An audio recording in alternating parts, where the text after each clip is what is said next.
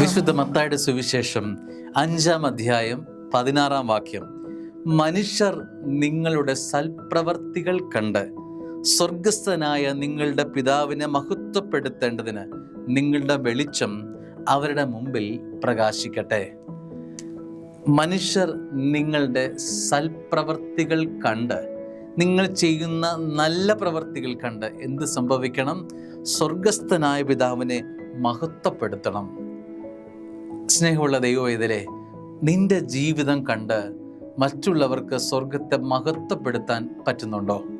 നിന്റെ ജീവിതം കണ്ട് സ്വർഗത്തെ പഴിക്കാനാണോ, സ്വർഗത്തെ പഴിചാരാനാണോ, സ്വർഗത്തെ കളിയാക്കാനാണോ ജീവിതങ്ങൾ മാറ്റിവെക്കുക?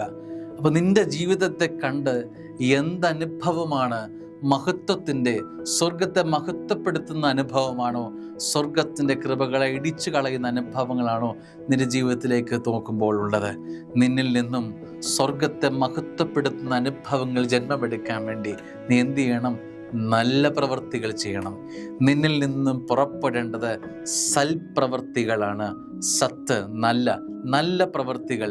നിന്റെ കണ്ണുകൾ നന്മ കാണട്ടെ, നിന്റെ ചെവികൾ നന്മ കേൾക്കട്ടെ, നിന്റെ കൈകൾ നന്മയ്ക്കു വേണ്ടി ചലിക്കട്ടെ, നിന്റെ ഹൃദയം നന്മ സ്വീകരിക്കാനും ഉൾക്കൊള്ളാനുള്ള ഇടമായി മാറട്ടെ, നിന്റെ കാലുകൾ നന്മയുടെ താളമായി മാറട്ടെ.